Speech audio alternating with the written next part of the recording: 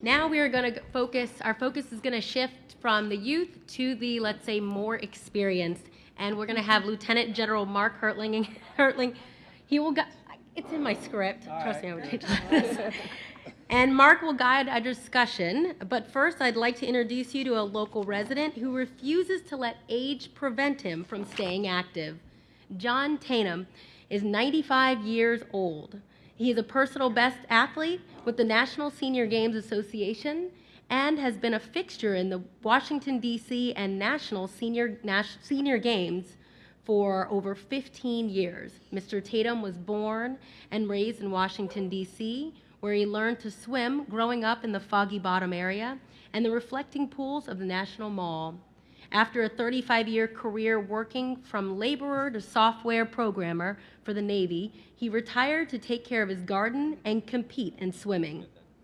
He is a 10-time gold medalist in swimming with the National Senior Games. Please join me in welcoming John Tatum.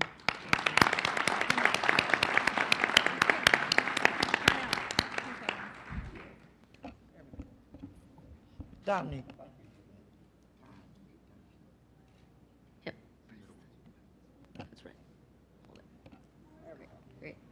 And I was requested to come, and I'm glad I was able to come. I'm happy to have you. And I was asked to introduce the active aging initiative to your council for this meeting.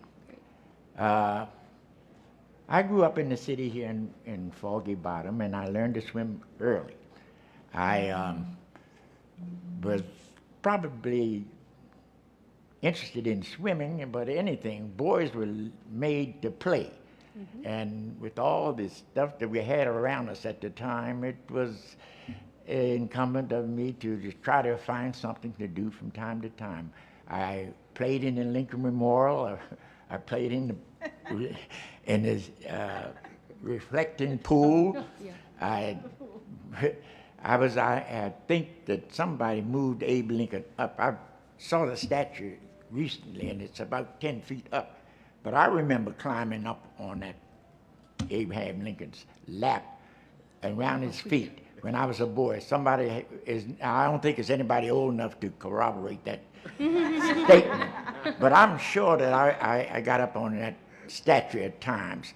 But then trying to swim, trying to play ball, trying to do things, we had a lot of open lots, with forestry in them, and we could play in the woods, we could swim, and if you could, I was a little boy, so I couldn't. At that time we didn't have telephones, we didn't have lights, electric lights in the house, and you had to make up things. You took a wheelbarrow wheel and rolled it, or you might skip rope with the girls or something like that, just to do things. But later on, at that time we didn't have a place to swim, actually. In a segregated city, we didn't have a pool for black kids to swim. And somewhere around 1928 or 29, during the Hoover administration, they built a brand new pool at Francis Junior High School for black kids. And every kid in Georgetown and Foggy Bottom learned how to swim. That was the hangout from Memorial Day to Labor Day. That's all you could do. Go to Francis and swim, and everybody swim. When you honed your skills, you tried to compete against one another.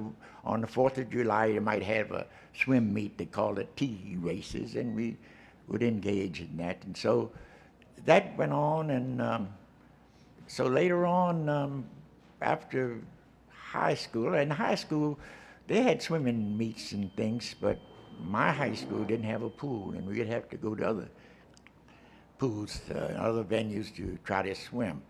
In college, we had a pool, but no swimming pool. The historically black schools didn't have swim teams at that time. But then again, what went on, I joined the workforce like everybody else did in early manhood, and I just had to put swimming on the back burner at that time, and I was conscripted in the Navy during the war, and I spent a couple of years in the Navy, and I said, that's what I can do. I can join the Frogmen. That was the team that now is called the SEALs, I imagine. It was outgrowth of the Frogmen, but that didn't work. So anyway, I completed my 30 years in the Navy. At 55, I retired the day after I was 55. I never worked again, but I got a motor home and I went around the country. I could swim in a lot of places. Anytime I go to vacation, I'd swim in the pool or the ocean or the bay or wherever. And it became a thing to do. And as years went on, like 50 maybe, the Office of the Aging and Howard University started a program for seniors in all types of sports, not only swimming, but baseball, track, volleyball, bowling, and all of this. And my brother and I said, well, I was around 78, 75 maybe. I said, let's go try out for it. So without practice, we'd go and get in the swim meets and win the medals anyway. So then it got so that we would go every year after that, and without practice, just go the day before and go up and swim. But anyway, later on, the recreation department got into it, and they started having regular games. We call it the Senior Olympics. And all the different athletes in the different sports would compete. And then we found out that we could join the national group. We could represent the D.C. in the national games. So we established a team called the Water Wizards up at Tacoma Park. And this was really a fun bunch. It was the nicest group of old people from 55 to 95. And each group were like 50 to 54, 55 to 59 and all up. And I was in the 80-some group at the time. So I was in the 80 to 84, my brother and I. And we would swim, and we didn't have the long competition that everybody else. Being that age, we might have swimming against just our little group. But then when we went to the nationals, we'd probably face about 12 or 14 other men of our age all around the country. And as time went by, at our last national meet in the national games in Cleveland, I think it was only about five or six men in my age group. And we have these senior games every odd year, every two odd year on the second odd year. Like the next games will be in 2015. We had our last one in 2013 in Cleveland, and like I said, it was just about 5 or 6 men. But now I will go up, I'll be 96 by the time the next one comes, so I'll go up and I'll be in the next group and I'll have some new people to whip. And it'll probably be maybe instead of 5 or 6, it might be just about 3 or 4 old men just like me, and I'll just drive them into the ground. If it's 3, I'll be sure to get a medal, because if it's just 3, I'll just get a medal anyway. Because I started skiing when I was 70, and my brother and I, we probably skied all over the country, every venue that it is. And I joined a group called the Black Ski. And that's a group of black people that from all around the area. They formed a ski team, and we go all over the place in Colorado, Utah, and all the places to swim. And they would have meets. And my brother and I would be in the 70-year-old group. And we would always win because it was only 2 of us. We'd get first and second. But that's the same way it is in swimming. But we enjoyed it, and this group that I'm with, they're interracial group, and we have all ages. women and men, and we all get along just like peas in a pod, and we have fun in the pool, we have fun outside, but the fitness is the thing. I'm not training. I will start training again in January, February, but I go to the pool every day. Every day that I can go, I go up to Tacoma and get the hour and a half of swimming, just without a coach pushing you like they do. But they think that you can do a little bit more than you think you can do, but you have to listen to your body. But there is nothing like taking up some kind of activity, sticking with it, trying to make the best of it you can, help your body out, because you need it. You need it. And at 95, I still feel like I can do another 12 years maybe. Off the wall. Nice.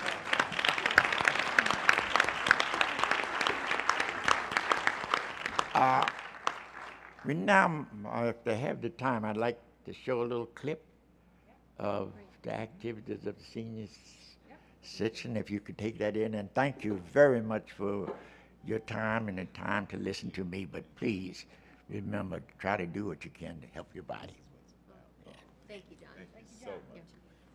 On your mark.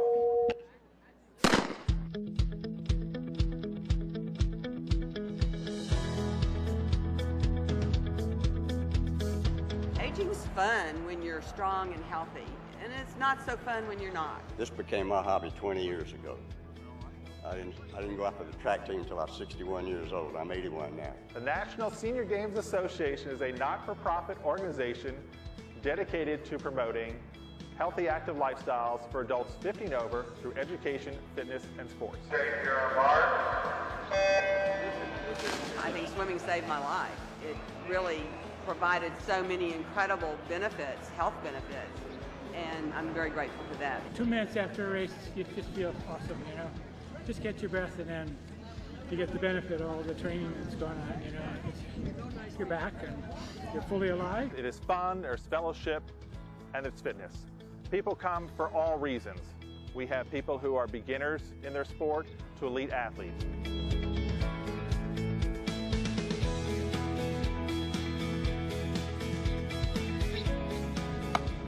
There you go, run it out, run it out. I started at 60 years old. I had never done track and field before. I went and tried the long jump, and I fell in love with it immediately. And our champion, she spends a lot of time around the award stand. Now I do like 14 events.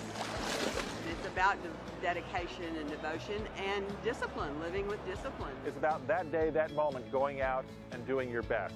And each and every person can achieve their personal best every day. I really believe it's kept me healthy all these years. Oh, beauty. Plus all the camaraderie. I've never had so many friends in my whole life. People genuinely care about each other and want each other to succeed. I'm 74. My purpose is not over yet. I got more tennis balls to hit. If you keep practicing. Well, that was wonderful. Yeah. Thanks again, John. You definitely are an inspiration to each and every one of us. And I love the fact that he still has a great deal of competitive spirit. The fact that he's not just showing up, but he wants to, you know, be on that podium. So thanks again, John. Yeah. And I'm just going to jump in real quick. I know Mark's going to lead us, and thank you to Mr. Tatum. I was in Cleveland for the National Games, and talk about a humbling experience. Yeah. I mean, these folks are fit. I mean, these folks are competitive, from the 100-year-old shot putter. You know, just amazing. And what I really love is the intergenerational nature of it. So you had the grandparents, the parents, and the grandkids, and sometimes the great-grandkids, all there cheering on granddad or grandmom, and it was really life-changing. It's just absolutely awesome. And we know that there are almost every state, save one, I think, has a a state senior games, and including the district here, obviously led by John. And so for those of you that, want to learn more, certainly in your own backyards, the next games is going to be in Minneapolis in 2015. I'm looking at Dr. McD because that's his neck of the woods. I know he spends a lot of time over there. So hopefully we'll be able to get a couple council members up there to really see it in action in terms of the national senior games. But what a inspirational, life-changing opportunity, absolutely, to see these seniors. And it motivates those of us that are now 50 plus to really take care of ourselves, for sure. And Mark, does that make you 50 plus? It doesn't. Everybody keeps looking over at me. I don't get it. Yesterday we were first I got to tell you, I've got a new hero. I don't know about you. Yeah. I want to be just like John when I grow up. Is he still here? There he is. He's still there. Okay. Yeah. Shelley asked me to talk a little bit on this new initiative, one more new initiative that the council is putting together. And, when she her and the team and Shannon and Zach called me and said, hey, we want you to talk about the active aging initiative. I said, oh, no, I'm not going to do that. Just because I'm the old guy, you want me to do that?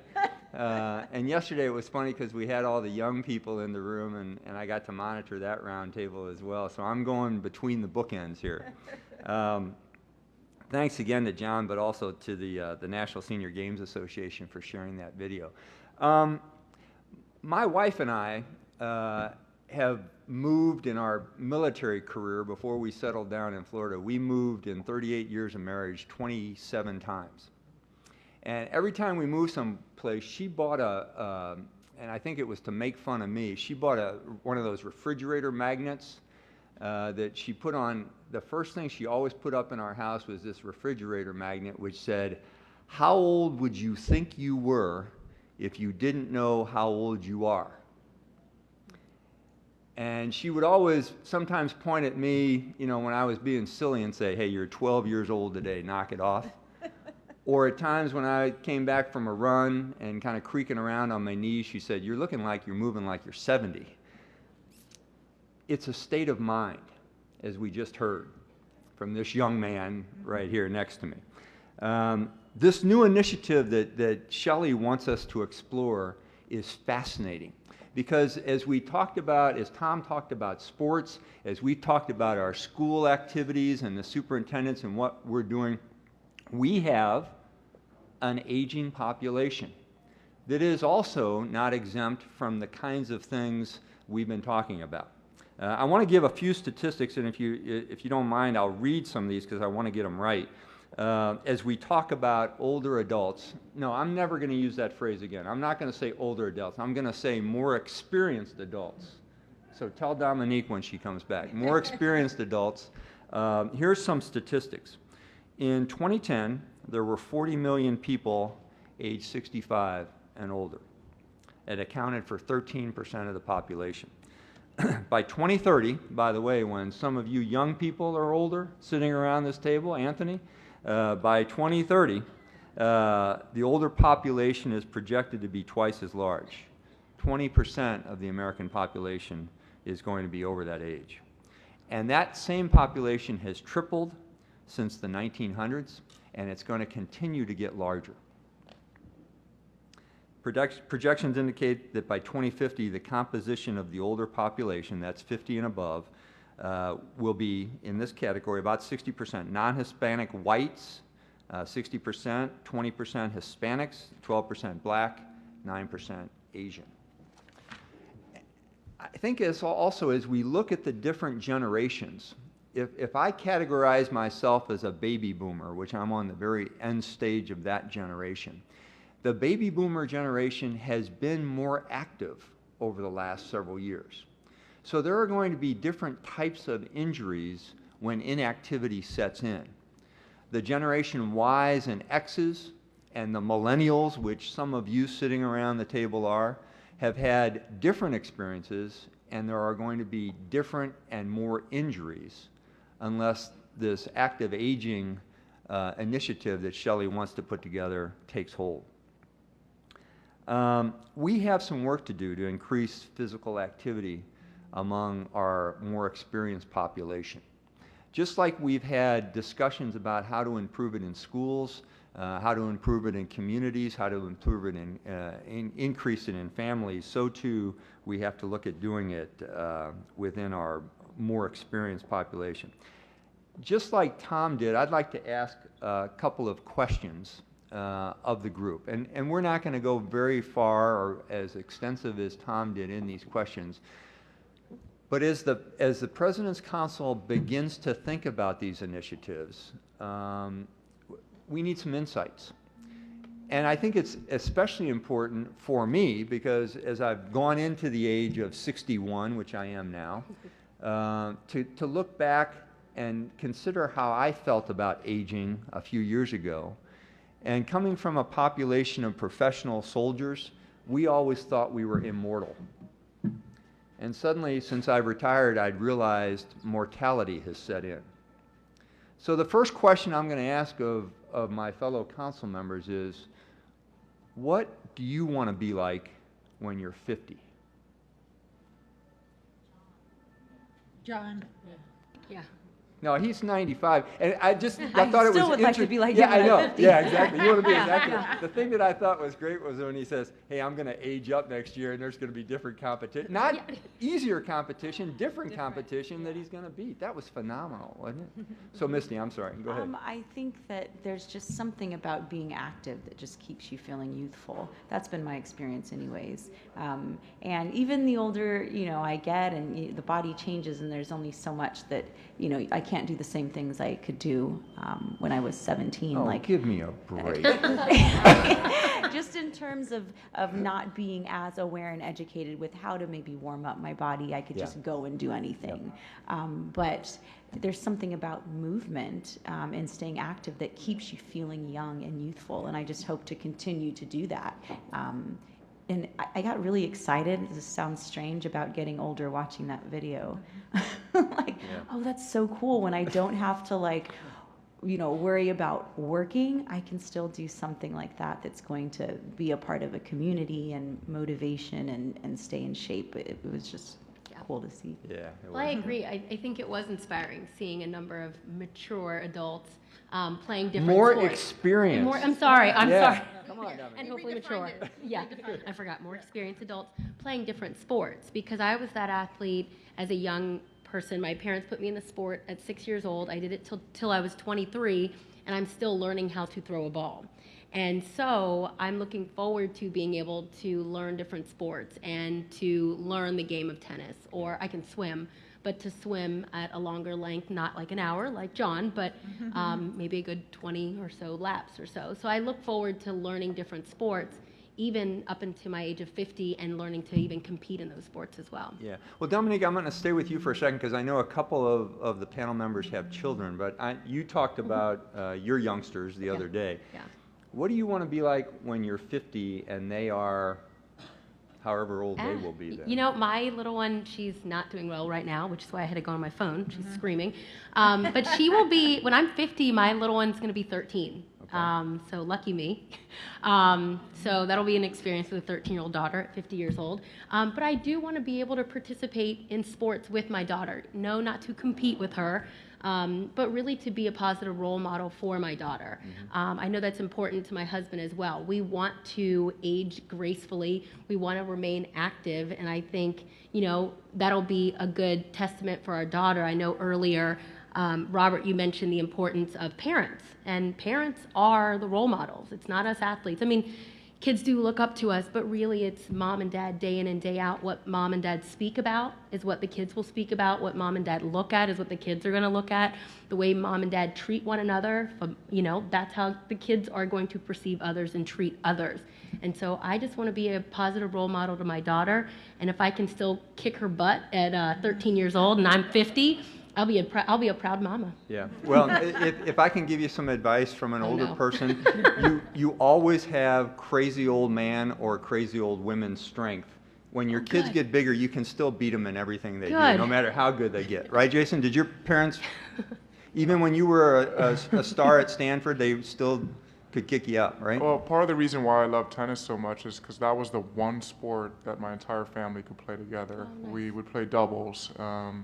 and we would always change the teams. And it started out where my dad was the best player, and then my mom became the best player, and then now, you know, I think I got him. No, they still have crazy old women in No, there. but to this day, I still play one of the leagues that I play in on Tuesday nights. I'm missing it tonight, but it's doesn't matter what your gender is, what your age is. I play it with my mom. Actually, it's one of the. Wow. It's actually the only thing that sport that we still to this day can play together.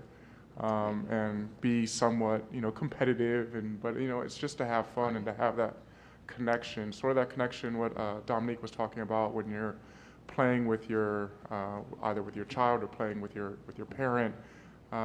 It's something that is just you'll value forever. Yeah, I wish Billie Jean was here. Yeah. I know, and I know you've talked to her Yeah, at length yeah. about tennis and Yes, what it's meant to definitely. your family. Yeah.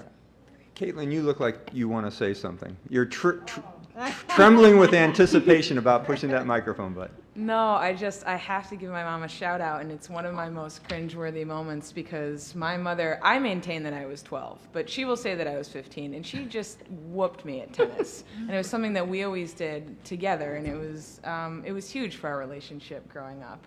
And I think for me, it's interesting because Dominique, I think, you know, you're talking about how you're going to be 50 and your child will be 13. My mother was 40 when I was born. So for me, I've got to, you know, she'll hate this, but she was definitely the oldest mom at kindergarten when we went to go for the first day of school. And I don't mean to say that in a negative way, but I think it is something that is more common. And it's been interesting for me to experience with her being really active all through my life. She was always a great athlete, always very competitive with me. And I think that that was important for her too, because it made her feel fit. It made her feel like she could do anything, and that was an added connection that the two of us had. And watching her now, I mean, my parents are both still very active. They swim, they walk. My mom does a ton of yoga. She's way better at it than I am. So just seeing her develop as an athlete, that started early on for her, and that's something that she's maintained throughout her whole life, and it's been very inspiring for me to be able to have that kind of role model, because you do reproduce the behavior of your parents in many ways, and so I've been grateful for that. Yeah. I'm sorry. No, go ahead. Stephen. Although I'm a pediatrician, I'm an older person, and my professional work is with kids, but I'm 63. And there's some really important benefits to being active as you get older. And I think it'd be very important for the council to get involved in this. I think one of the things I was very impressed with John is how sharp his mind is. And the more active you are, I think there's evidence as you get older that it reduces your risk of dementia and Alzheimer's disease. I think the more active you are, you're less likely to fall and maintain your bone mass. Fractures in elderly can be a devastating and life-ending event. And then as you get older, we have a hard time maintaining our muscle mass. So lifting weights to keep your muscle mass up and your muscle tone, and also to control weight. Our metabolism slows down as we get older, and unless you stay active, you're going to have weight increase. I think the National Senior Games, there's a really a great opportunity for people to participate in. I think it's really, however, for a lot of people at all ages, but particularly when you get older, walking is critically important. And just walking half an hour a day can have tremendous benefits, and it's something that a lot of people can do unless you have some sort of a disability. And then other ways to get that activity are very important. And it's very important that communities have safe places for people to walk. And that's often the first way when we're working with a child who's overweight or a friend who's overweight, not in good shape. Walking is our first way to get going. So I hope that the council will be able to put increased effort into this effort, and I'll be happy to help out as best I can. This is a critical piece from a health and human services perspective too. If I can just say, beyond the statistics on aging and what we might see in terms of the demographic shift, Another important aspect of this, and it has to do with one of the things the council is working on, and that's the overweight, obesity, lack of activity problem. Medical research has shown right now about 1 in 12 people in the United States have diabetes. Predictions are, if we keep seeing the same trend lines along the way, predictions are that that will be 1 out of every 3 by the year 2030. That's a lifelong medical issue that can't be solved. It can be prevented. And I think the combination of what we're trying to do with the youth, what we're trying to do with the aging population, with the more mature population, the more experienced population, they all tie together significantly, and I think we continue to drive the research in all of these categories. I want to finish on time, so thanks for allowing me to do this, and fellow council members, you're all going to get like John and me someday. Okay, thanks, Shelley. Thanks, Dominique. Great. Well, thank you so much, Mark, for a great discussion.